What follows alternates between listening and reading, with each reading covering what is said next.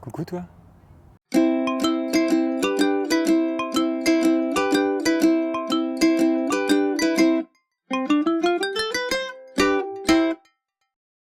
Comment ça va? Alors je tourne cette vidéo, je suis au parc de Paris. Je me suis dit, il fait beau, autant en profiter. C'est un petit parc très sympa à Vénissieux.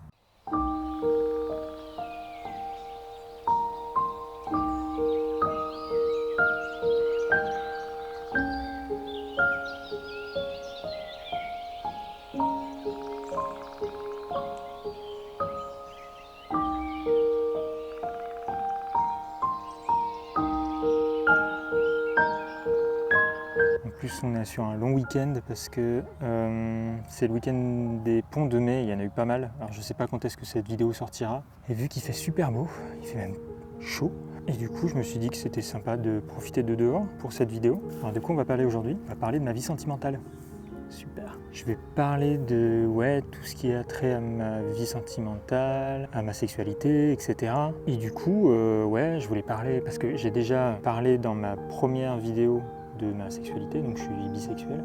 Et je me disais que faire une vidéo sur tout ça, sur mes relations amoureuses passées, et sur ce qu'elles m'ont appris aujourd'hui, je me suis dit que ça pouvait être intéressant.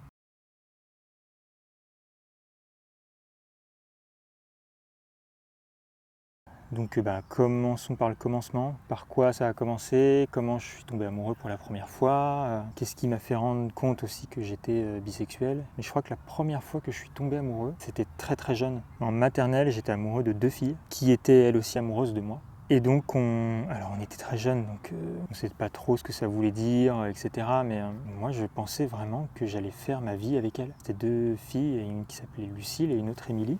Et donc ça a duré, on se disait qu'on était amoureux de la petite section maternelle jusqu'à début collège. Donc alors j'avais 2 filles pour moi. Et les gars, je suis polyamoureux dès mon plus jeune âge. Mais c'est vraiment super bizarre quand en fait t'es gamin, tu n'as pas du tout la même vision de l'amour que quand t'es adulte. Quand t'es un homme qui sort avec 2 femmes, c'est un peu bizarre dans notre société actuelle. Alors que 3 enfants qui s'aiment, c'est mignon. Et du coup, j'étais amoureux de ces 2 filles et vraiment, je pensais finir ma vie avec elles. Et je pense que c'était mon premier amour, si on peut appeler ça amour, parce que du coup, j'étais très très jeune. Mais c'était... je me rappelle comme si c'était hier, donc ça m'a marqué. Et donc ça a duré jusqu'au collège. Et au collège, entrée en 6e, l'une des 2 filles du coup m'appelle au téléphone. Donc on était jeunes, on avait 10 ans. Elle m'appelle, elle me dit oui, alors là on va rentrer au collège. Maintenant il va falloir faire un choix, c'est elle ou moi.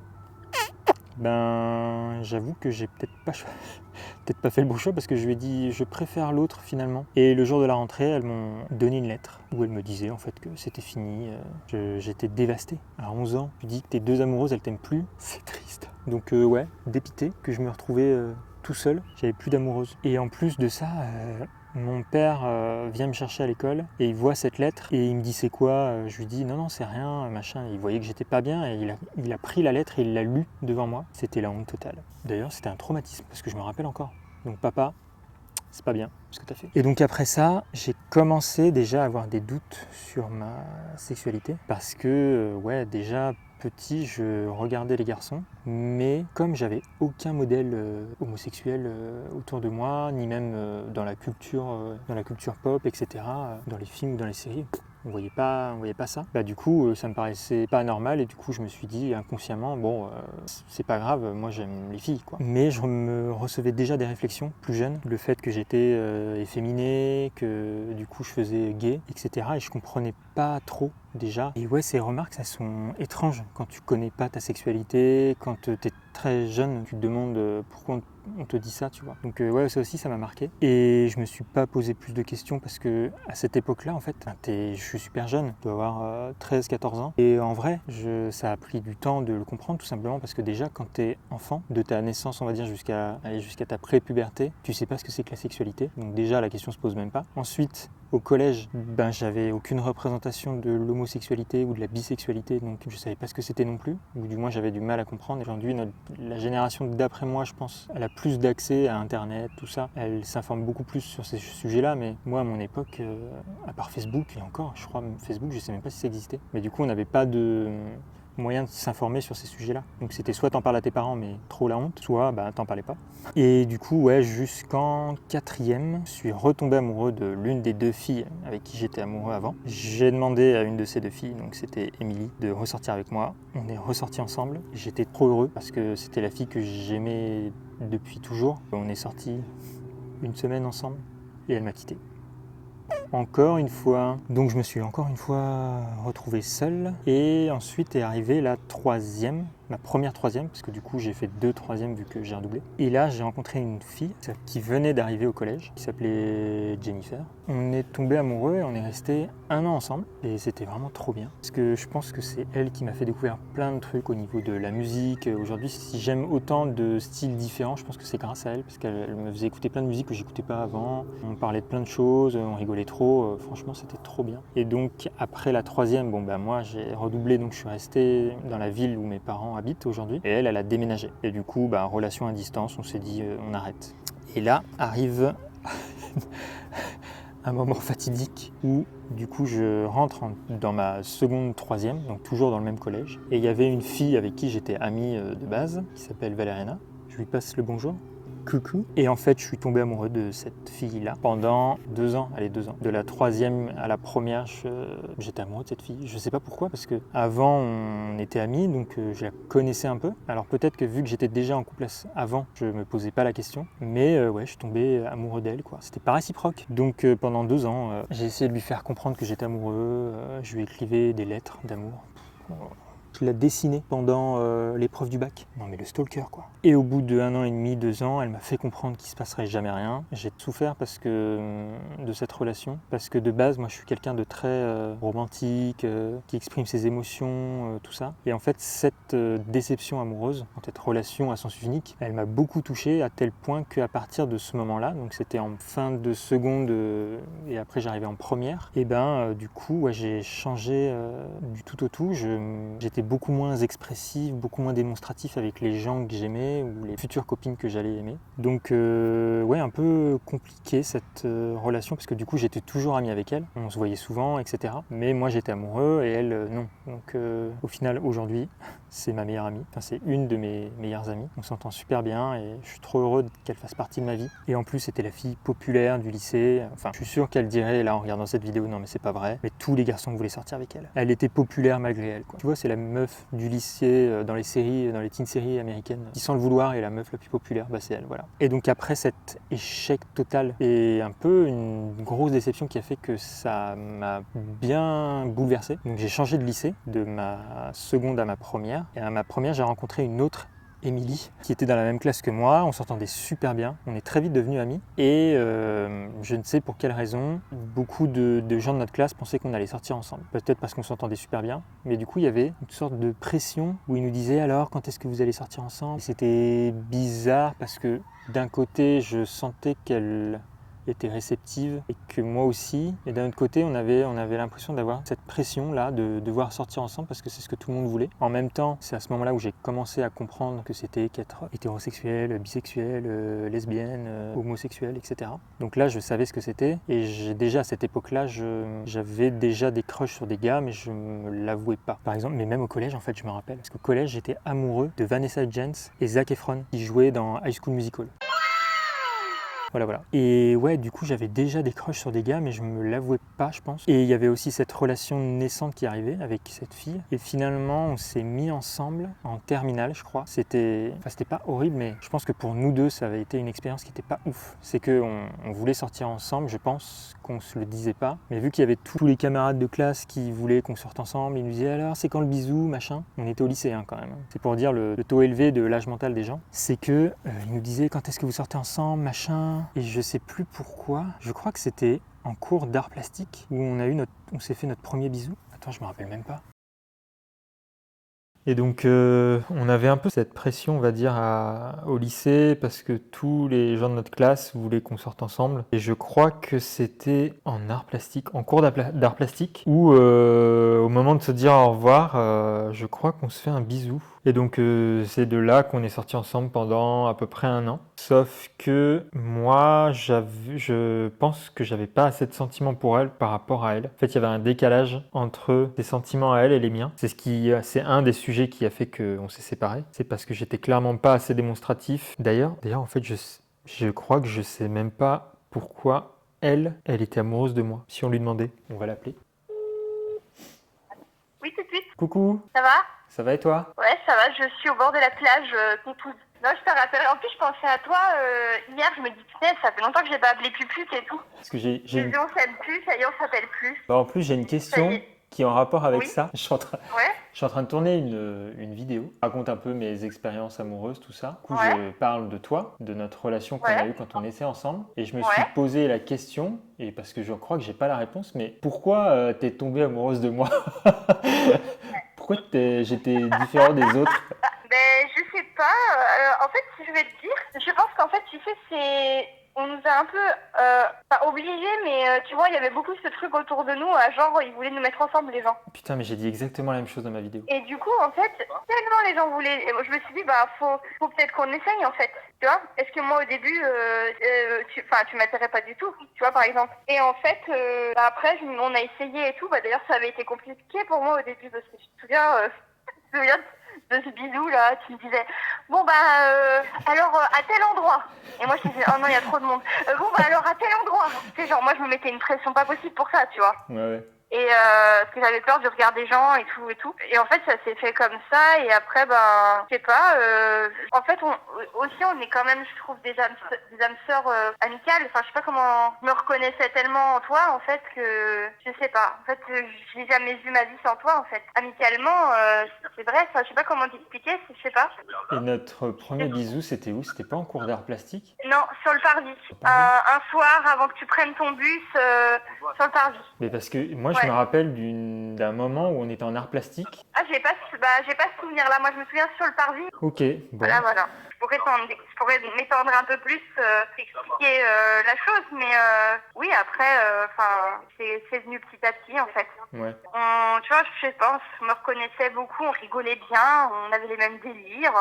Bisous tout de suite. Bisous. Bon bah voilà, vous avez vous avez votre réponse. Mais ouais, du coup, ça s'est fait vraiment. Bah au final, elle l'a dit comme moi. Finalement, c'était la pression des autres qui faisait qu'on s'est mis ensemble, quoi. C'est fou à quel point les gens peuvent avoir une influence sur nous dans nos relations. Et donc, on est sortis ensemble pendant 1 an. Et donc, effectivement, même elle, au début, elle n'était pas attirée par moi. Et elle est tombée amoureuse au fur et à mesure. En revanche, moi, je pense que j'étais pas assez amoureux. Et du coup, je lui montrais pas du tout d'affection, ou en tout cas très peu d'affection envers elle. Parce que moi, j'avais du coup peur de dévoiler depuis la déception amoureuse que j'avais eue avant. Donc pour moi, c'était beaucoup plus compliqué de me projeter parce que j'avais peur de souffrir en fait, comme j'avais souffert avant. Ça en a pâti de cette relation-là, parce qu'elle a souffert beaucoup sur cette relation, parce qu'on est sortis 2 fois ensemble en fait.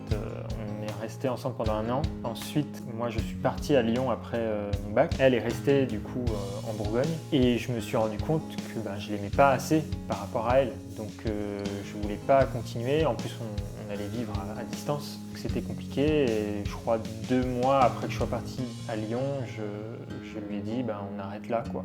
Ça a été très difficile. Parce que je crois que c'est la première fois en fait que je quitte quelqu'un. D'habitude c'est l'autre personne qui me quitte, ou en tout cas on se quitte en bons termes. Et ça a été très très compliqué parce que de un, je culpabilisais beaucoup du fait de ne pas avoir été assez bien pour elle, et parce que ça l'avait détruit en fait. On s'était séparés trop tard en fait. Il aurait fallu que je le fasse dès le départ quand elle n'avait pas encore véritablement de sentiments pour moi. Donc pendant 1 an on a été séparés, et au final 1 an après, je crois à peu près, on s'est remis ensemble.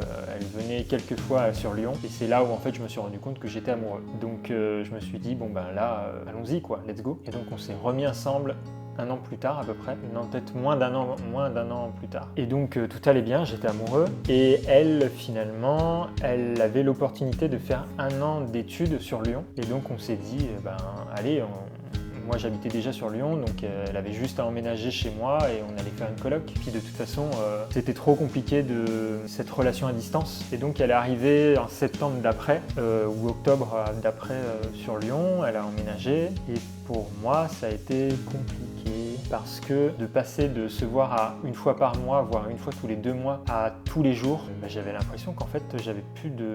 Enfin, c'est horrible ce que je vais dire, mais j'avais l'impression de ne plus avoir de liberté et de devoir tout le temps faire des trucs avec elle, sachant qu'elle, en plus, elle venait de quitter sa famille, ses parents, pour vivre dans une grande ville, donc elle n'a aucun repère. Donc la seule personne à qui elle s'accroche à ce moment-là, c'est moi, parce que c'est le seul repère qu'elle a, elle. Et du coup, en fait, elle voulait tout le temps qu'on fasse des trucs ensemble.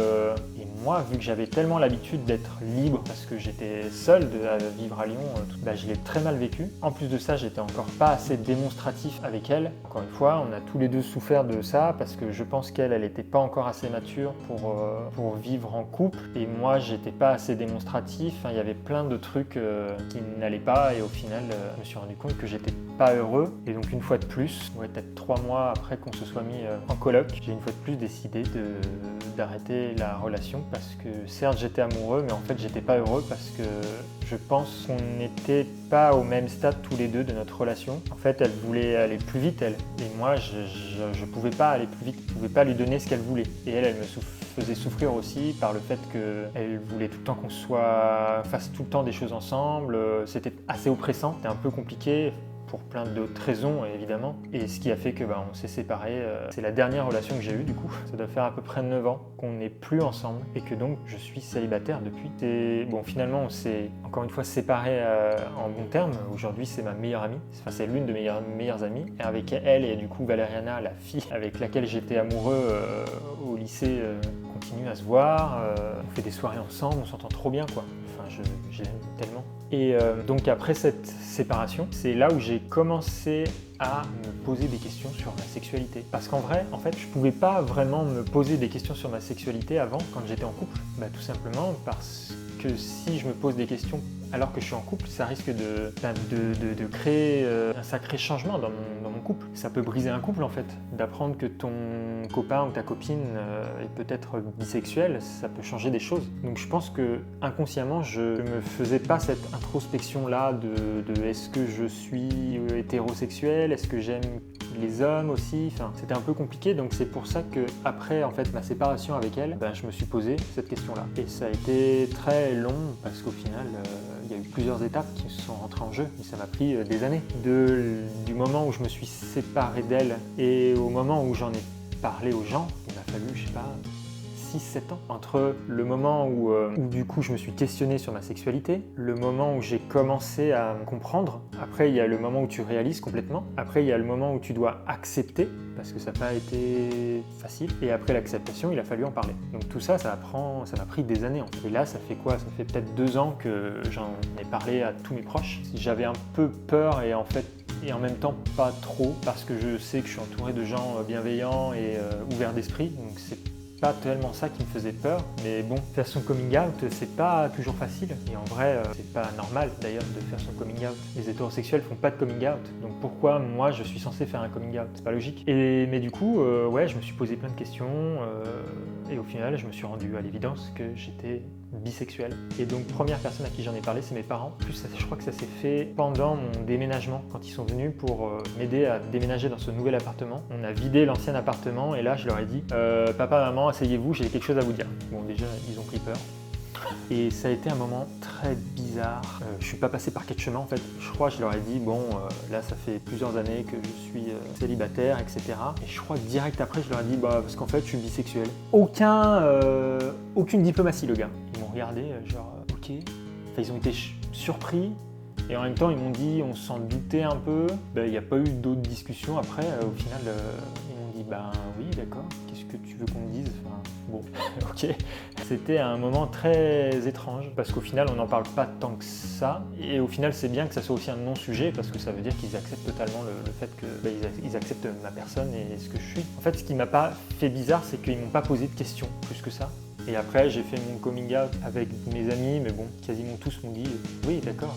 On le savait déjà tous un peu, donc il n'y a finalement pas vraiment eu de coming out à faire, donc à ce niveau-là j'ai vraiment eu beaucoup de chance. Quand je vois énormément de témoignages de gens qui se font virer de chez eux parce que leurs parents n'acceptent pas ou que leurs amis sont homophobes, j'ai tellement de chance d'avoir des proches compréhensifs Enfin, c'est même pas compréhensif, c'est humain et ouvert d'esprit, et voilà. Donc sur ça, vraiment, j'ai beaucoup de chance. Et donc après ça, j'ai pu enfin être moi-même. J'ai remarqué que je regardais beaucoup plus les garçons dans la rue qu'avant. Je regardais déjà les filles, mais maintenant je regarde et les filles et les garçons. Et c'est vrai que les garçons, je n'osais pas trop avant parce que déjà je me mentais à moi-même. Et maintenant j'exprime plus mes envies ou mes attirances envers les garçons. Et je crois il y a 2 ans à peu près, je crois que c'était pour le Nouvel An.